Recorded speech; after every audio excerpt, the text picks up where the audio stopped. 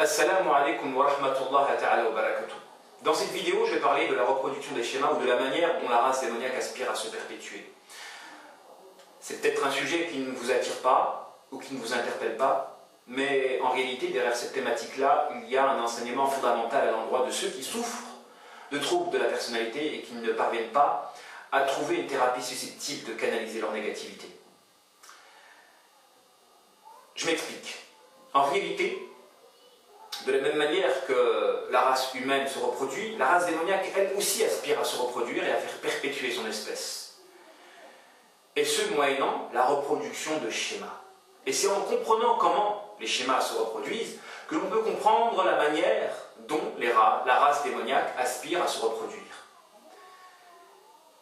Parce que, effectivement, certaines existences sont marquées par des schémas qui se répètent.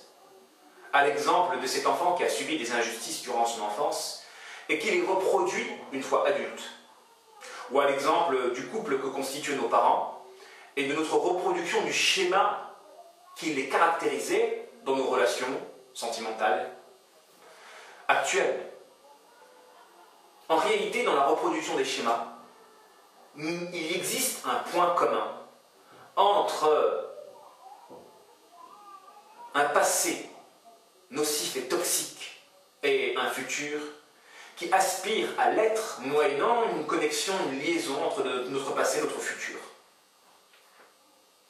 Et l'objectif de la thérapie musulmane consiste à établir la liaison entre le passé toxique et le futur qui aspire à l'être,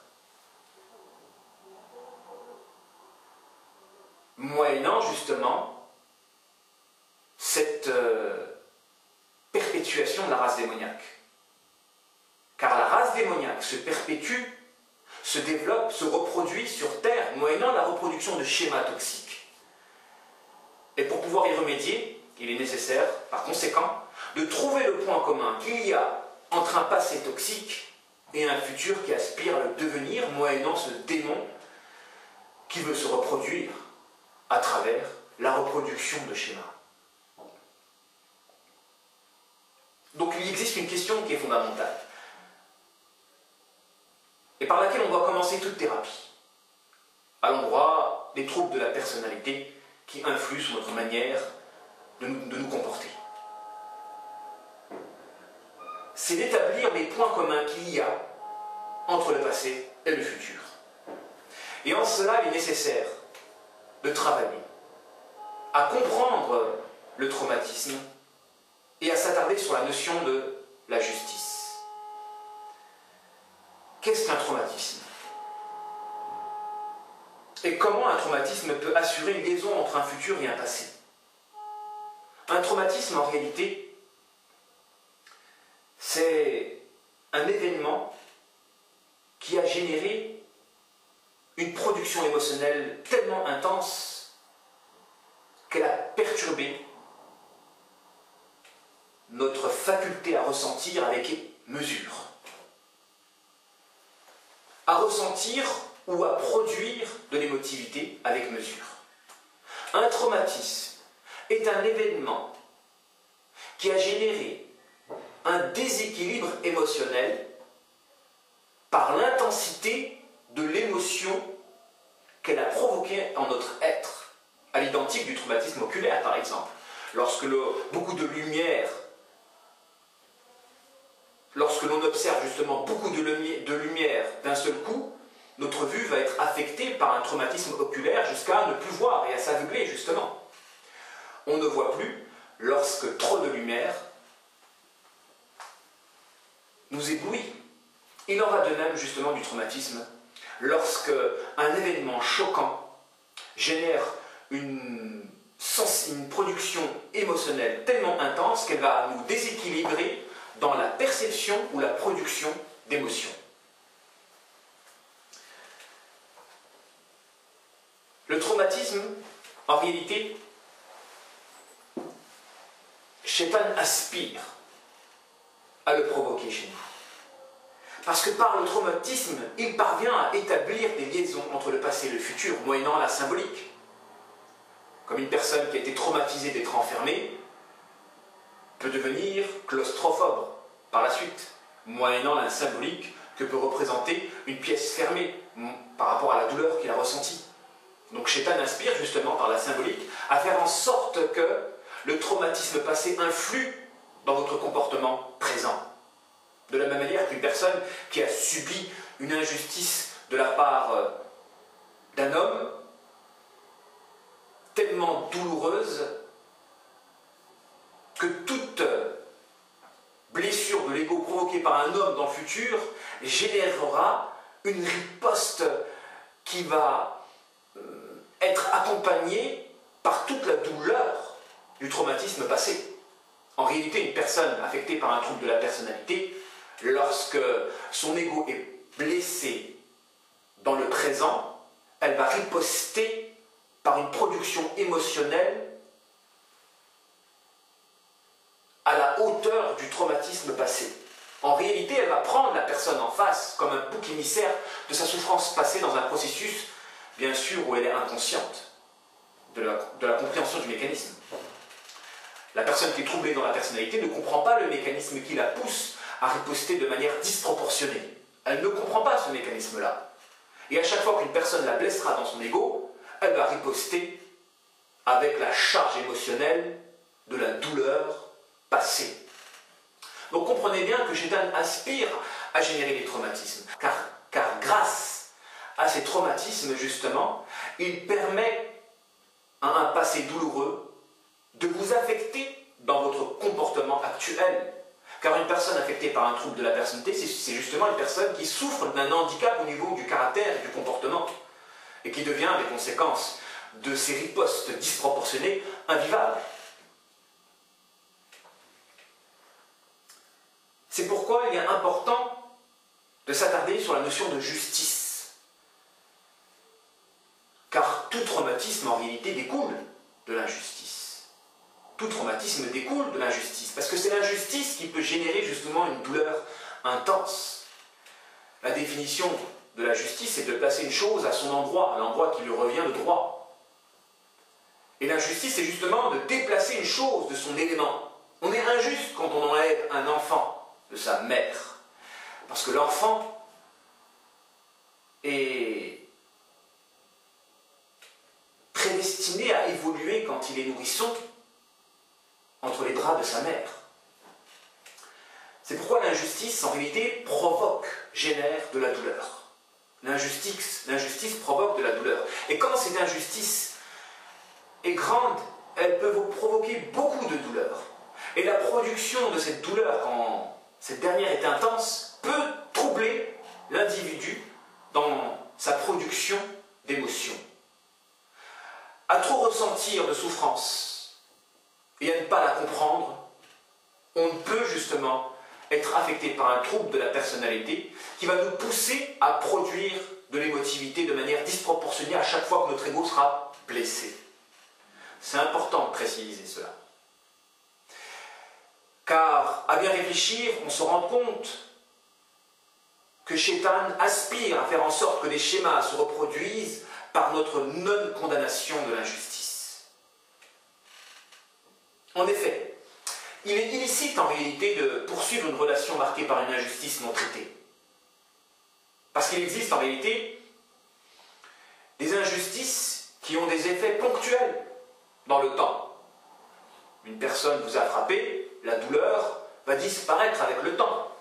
Mais il existe des injustices dont les effets continuent d'impacter dans le présent. Et je vise toutes ces injustices qui ont provoqué des troubles de la personnalité, comme l'inceste par exemple. On ne peut pas oublier facilement un inceste. Donc il existe en réalité des injustices irréversibles. Il existe en réalité des injustices irréversibles. C'est pourquoi nous avons le devoir de condamner justement le tabou. Qu'est-ce que j'entends par tabou? C'est justement lorsque la crainte du regard des gens est supérieure à notre désir de justice. Lorsque la crainte du regard des gens, lorsque la crainte de la réaction des gens est supérieure à notre désir de justice, là nous rentrons dans le tabou. Et beaucoup de gens souffrent du tabou lorsque des injustices sont camouflées dans un processus qui nous pousse à être complices de l'injustice. C'est pour ça qu'il faut combattre le tabou lorsque par le tabou, des injustices ne sont pas condamnées ou réparées.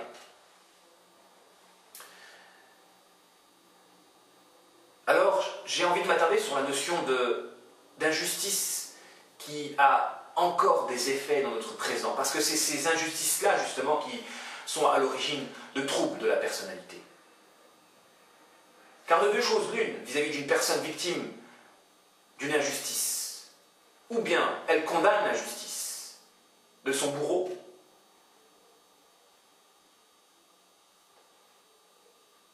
lorsque son bourreau, justement, ne s'est pas repenti de cette dernière, mais continue à entretenir un lien avec ce dernier.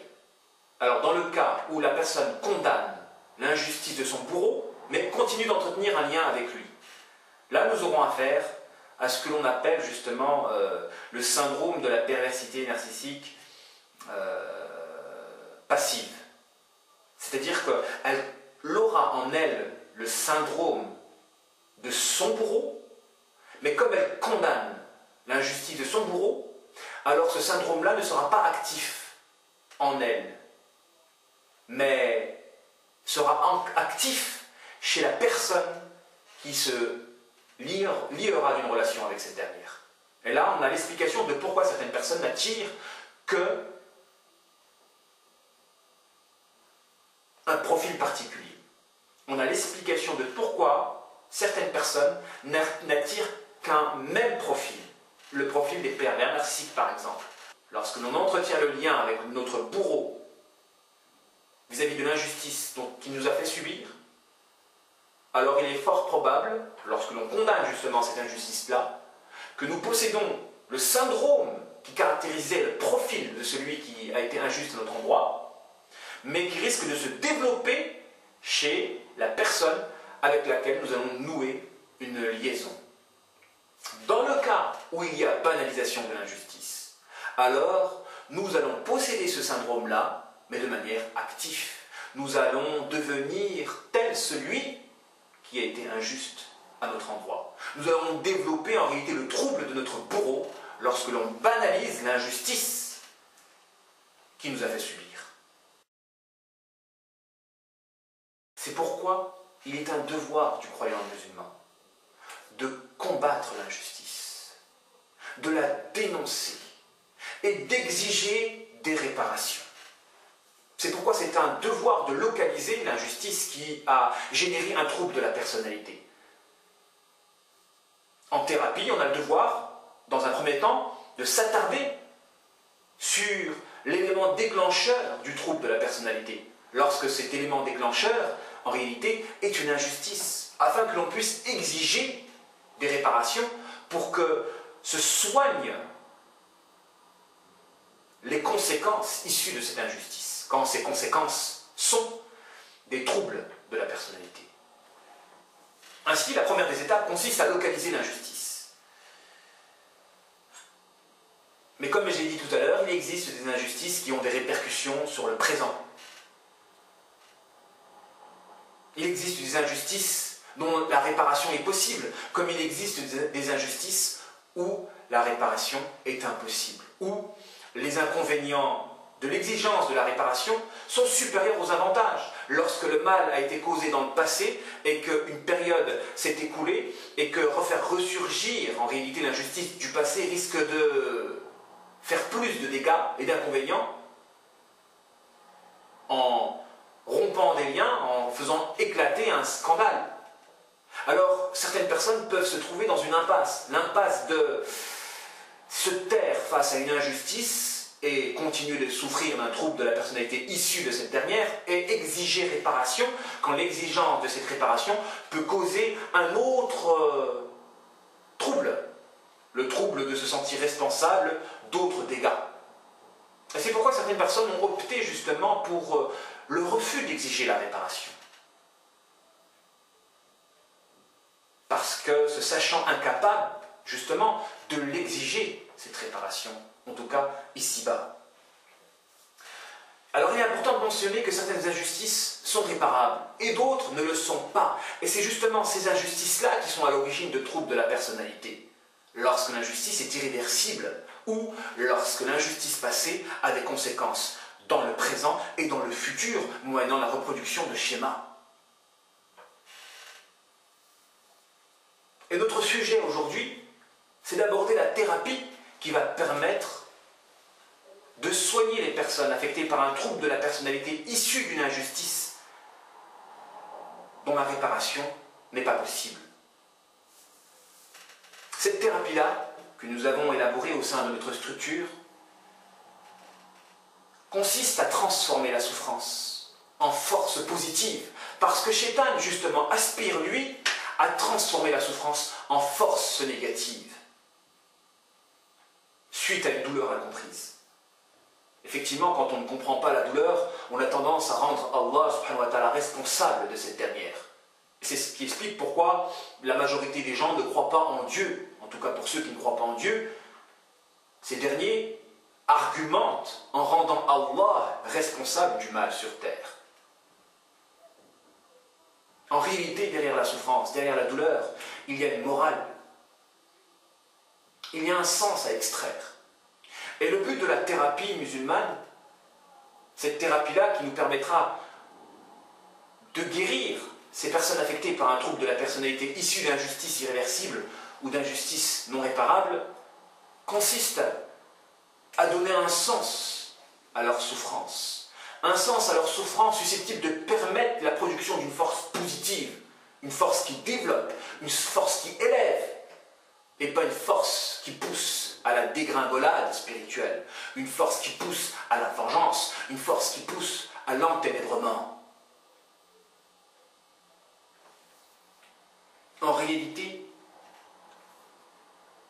la première des étapes à réaliser dans cette thérapie que nous proposons au sein de notre structure Hayat,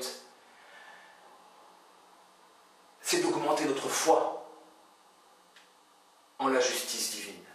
Lorsque nous sommes victimes d'injustice irréversible, d'injustice irréparable, alors on va, par ces injustices dont nous allons subir, que nous allons subir, on va augmenter notre foi en la justice divine. Attention, parce que certaines personnes ont désespéré vis-à-vis de la justice. Elles ont tellement désespéré vis-à-vis de la justice qu'elles se sont imprégnées des caractéristiques de la mécréance. Car ne plus croire en la justice divine en réalité consiste à renier Allah à travers la foi au jour du jugement dernier. Parce que la foi au jour du jugement dernier fait partie des 6 foi essentielles sur lequel est fondé le dogme du musulman. La foi en Allah, la foi aux prophètes, la foi aux livres révélés, la foi aux anges, la foi au jour du jugement dernier, la foi au destin. Croire au jour du jugement dernier est donc une croyance essentielle. Et toute personne qui ne croit pas en la justice divine, qui ne croit pas qu'Allah subhanahu wa ta'ala jugera tous les litiges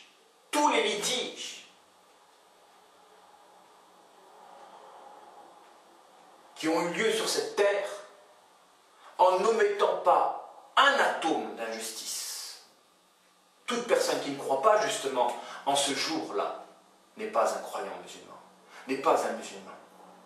Et c'est pourquoi quand on souffre de l'injustice, on ne doit pas s'enténébrer, on ne doit pas s'habiller par un vecteur négatif qui nous pousse à chercher des boucs émissaires et à décharger notre dévolu négatif dans ce bouc émissaire-là, ou à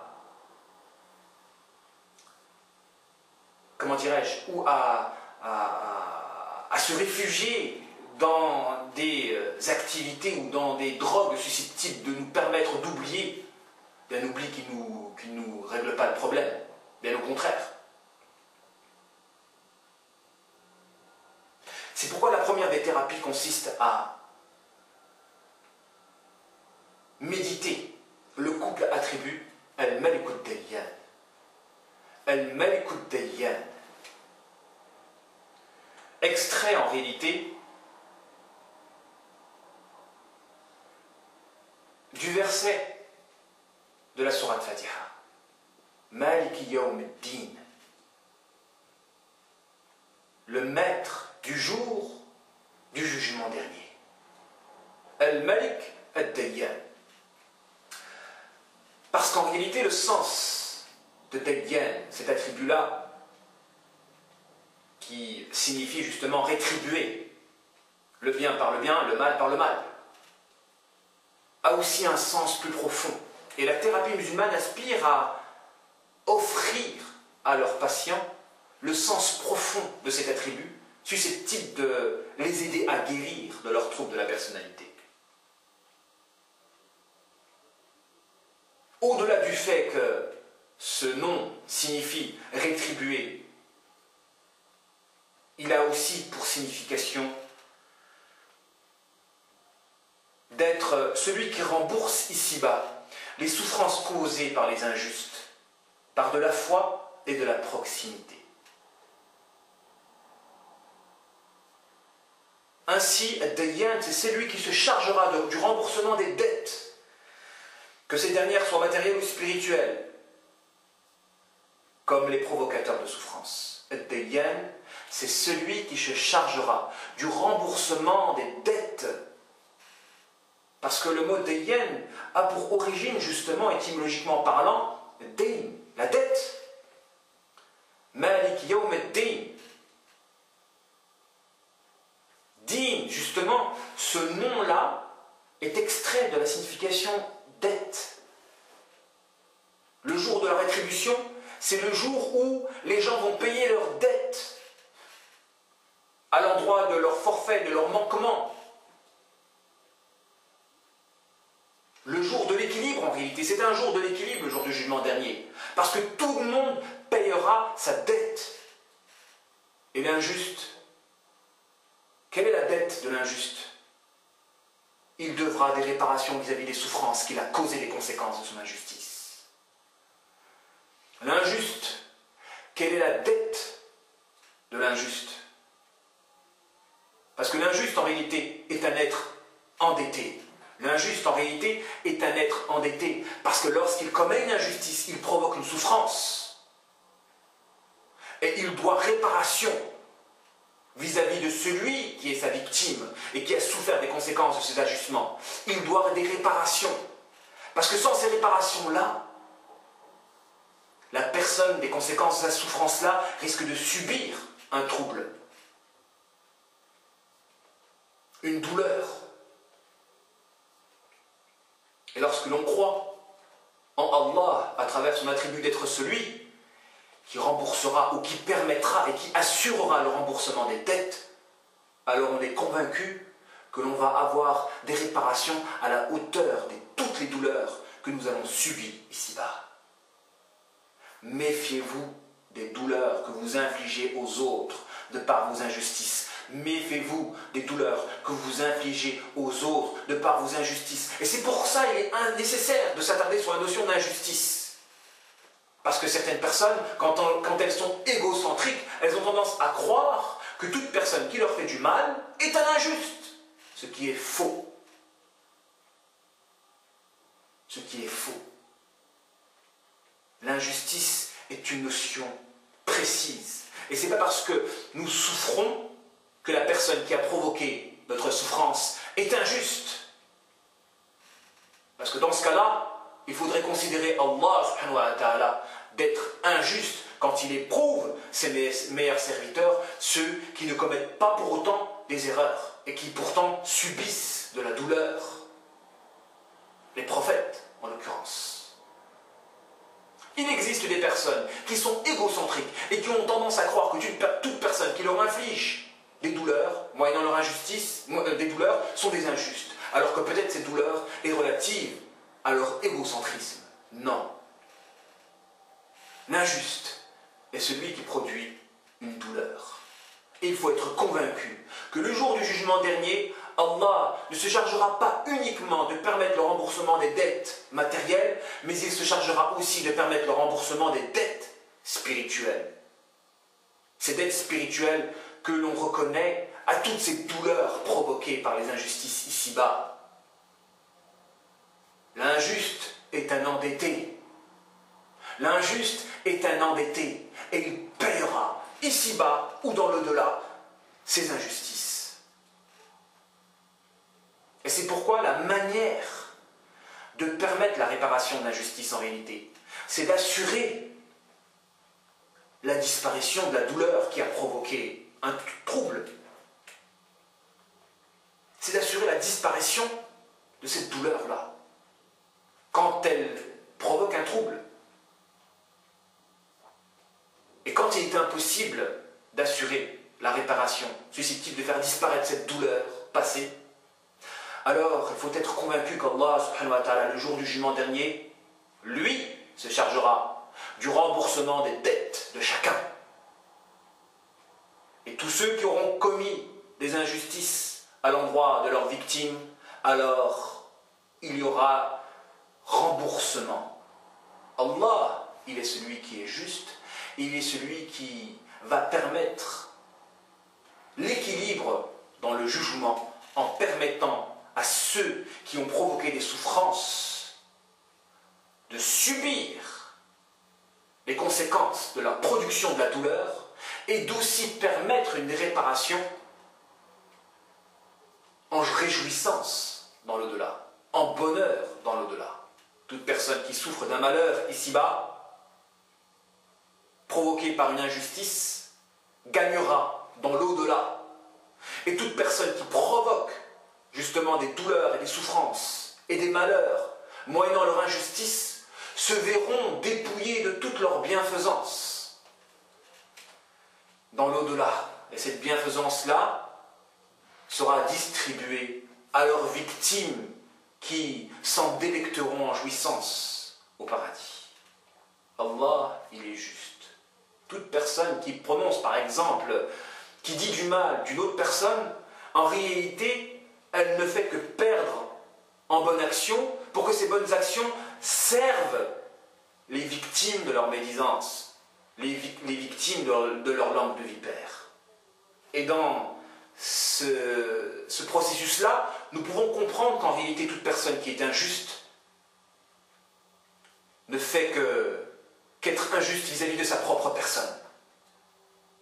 Car si elle fait du mal à son prochain, soyez convaincus que le jour du jugement dernier, ce mal-là se retournera contre elle quand toutes ces bonnes actions serviront justement à augmenter les bonnes actions de leurs victimes. Bien qu'il peut exister une justice ici-bas, lorsque la victime parvient à se maîtriser. En effet, toute personne qui fait du mal, qui est injuste vis-à-vis de quelqu'un, et lorsque le quelqu'un se maîtrise, alors par sa maîtrise, elle permet à la négativité de revenir vers son émetteur. Et c'est pourquoi l'injuste, quand il ne parvient pas à faire souffrir sa victime, souffrira des conséquences de ne pas avoir réussi à permettre la reproduction du schéma. Parce qu'une personne, quand elle est injuste, elle aspire, moyennant son injustice, à reproduire un schéma. Elle est injuste parce qu'elle a en elle un démon qui la pousse à être injuste, de sorte que ce démon se déplace d'elle vers la victime. Et lorsque la victime se maîtrise, elle ne souffre pas et se contient et comprend sa douleur, alors par cette maîtrise-là, elle permet au démon de ne pas la pénétrer. Et le démon revient vers son émetteur. Et c'est pourquoi l'injuste, quand il n'arrive pas à faire dégringoler spirituellement sa victime, souffrira de ne pas réussir à l'engouffrer et subira les conséquences de son injustice en lui-même. Et c'est pourquoi l'injuste, en réalité, n'est pas injuste vis-à-vis de quelqu'un. Il n'est injuste avant tout que vis-à-vis de lui-même lorsqu'il commet une injustice à l'endroit d'autrui.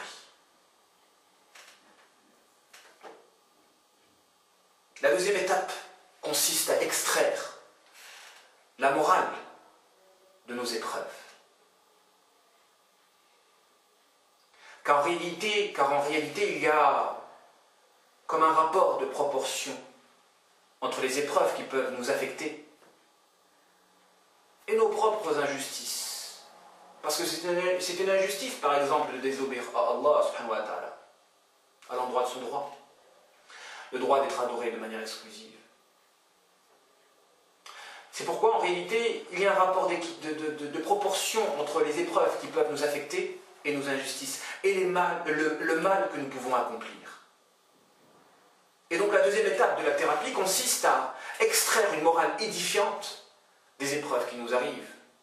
Parce que le démon aspire justement à ce que nous ne comprenions pas nos douleurs, afin que cette dernière soit utilisée comme une force négative qui nous pousse à évacuer notre dévolu dans l'illicite. Quand on souffre et qu'on ne comprend pas nos souffrances, on a une force négative en nous et on va aspirer à chercher un exutoire illicite. Alors que normalement le croyant extrait de toutes les douleurs qui peuvent l'atteindre, de toutes les épreuves qui peuvent l'atteindre, une morale qui lui permet de devenir meilleur et de s'élever dans la spiritualité.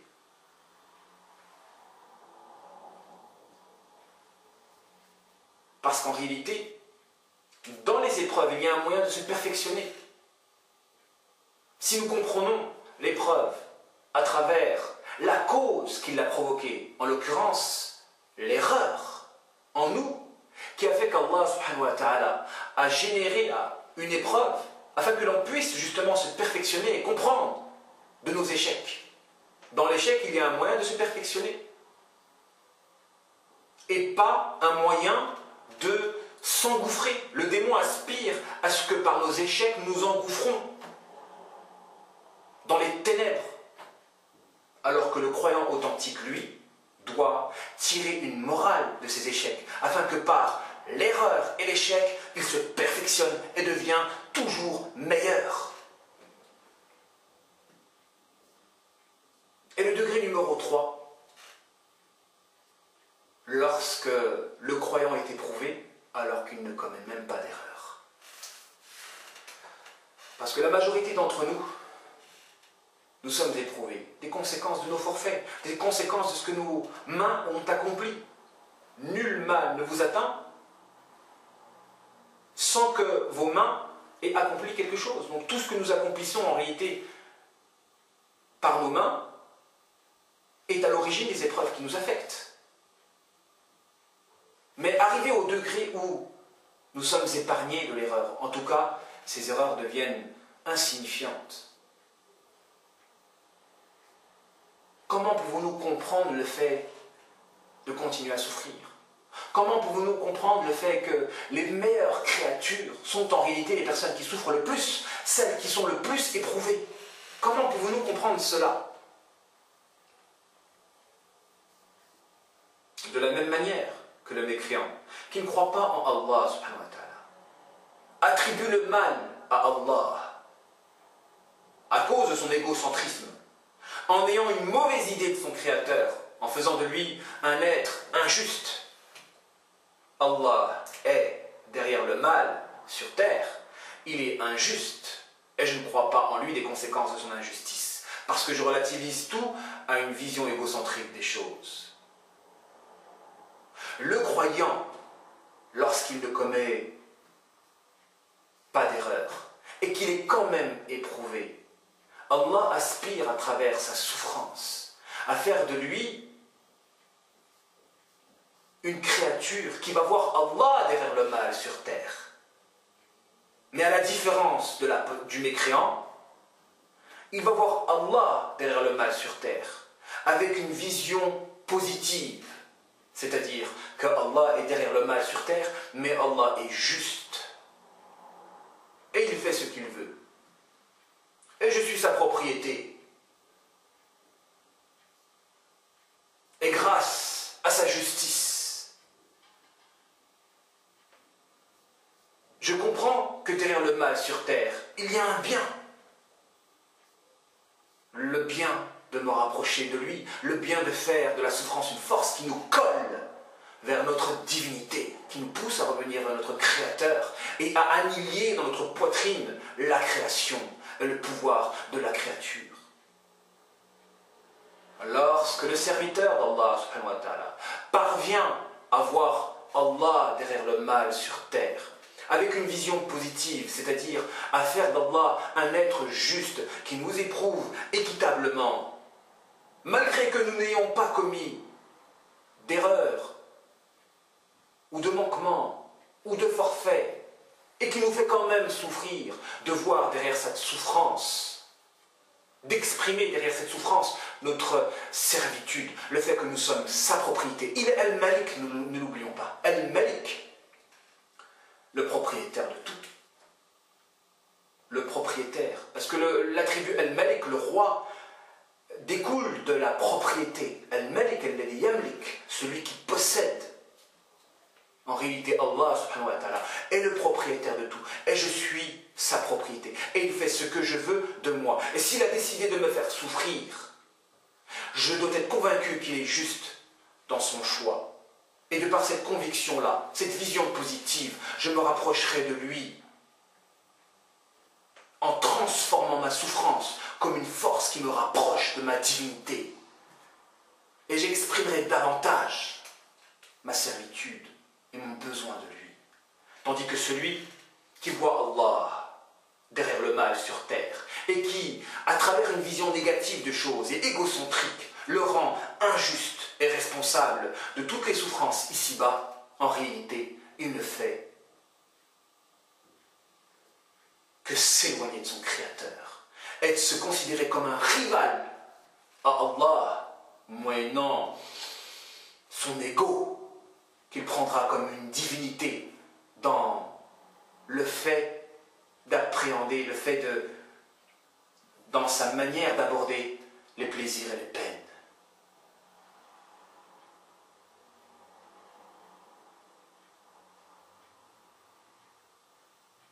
Voilà ce qu'il en était pour le cours à l'endroit des troubles de la personnalité et de la manière de guérir un trouble de la personnalité en le permettant de désimpacter justement le passé qui influe sur le caractère actuel et qui peut influer par conséquent sur le futur. Parce que si le caractère est défini par rapport à un passé, il risque d'être toujours identique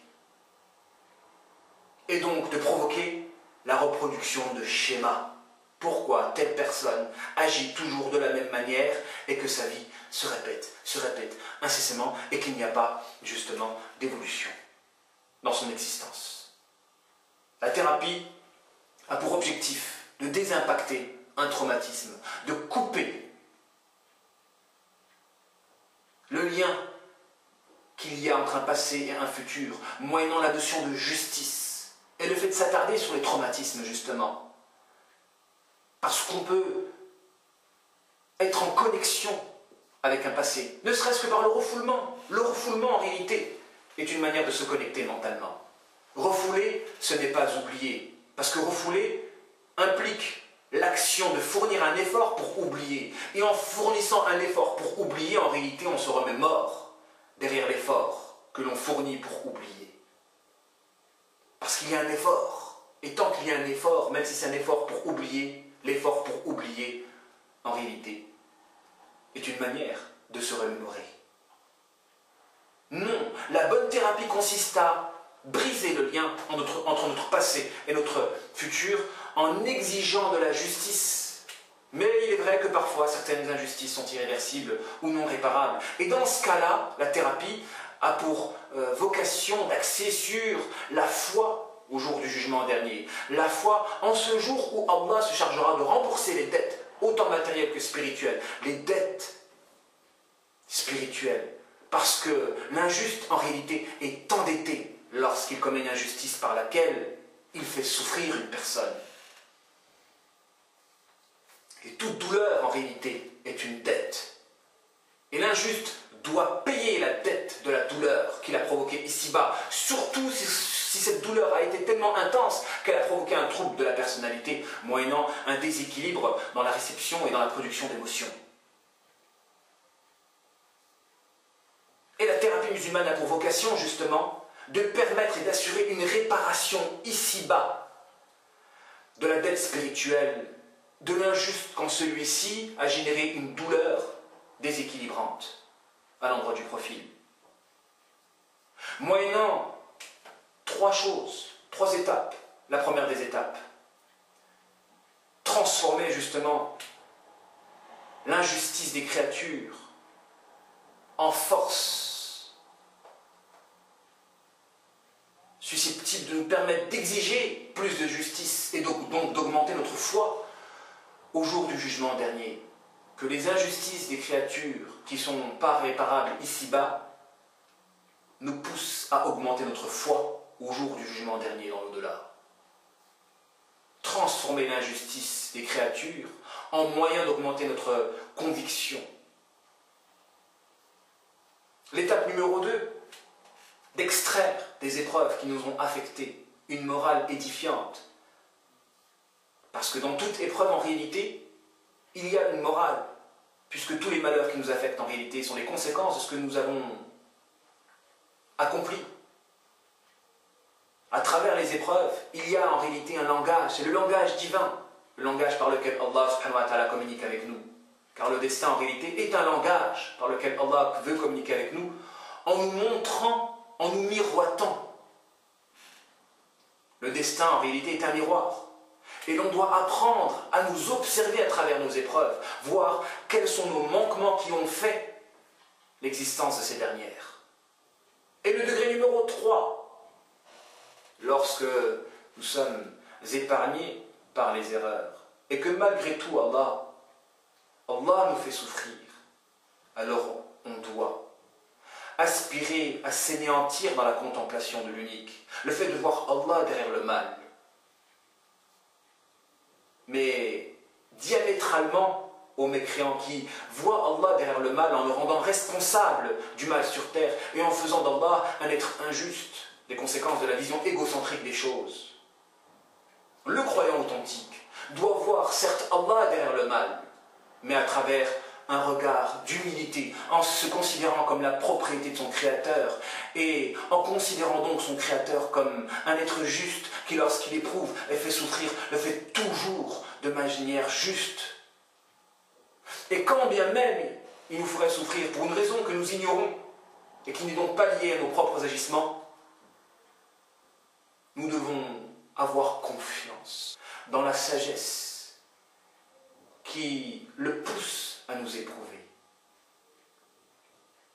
afin que l'on puisse s'anéantir dans son royaume, sa propriété. Al-Malik al-Mulk, le roi des rois, le roi qui est maître dans son royaume, et nous sommes, nous, une créature appartenant à son royaume. Nous faisons partie de sa propriété. Et en comprenant cela, et en contemplant cela par le cœur, nous allons cultiver une humilité qui va nous rapprocher de notre Créateur. Et nous allons transformer la douleur en plaisir. Lorsque le croyant parvient à transformer la douleur en plaisir moyennant sa conviction, là, il a atteint le degré numéro 3 et ne pourra plus souffrir de traumatisme. Et on pourra dire qu'il sera guéri, justement, de tout traumatisme susceptible de le déséquilibrer. Lorsque le croyant parvient à transformer sa souffrance en plaisir, à l'instar du compagnon Bilal, qui a dit le meilleur moment qu'il a passé sur cette terre était lorsqu'il est torturé sur la pierre, sous la pierre, en plein zénith du soleil.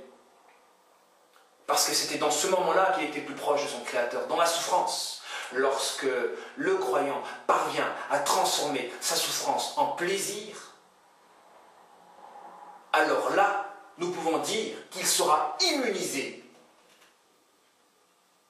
des traumatismes à l'origine des troubles de sa personnalité.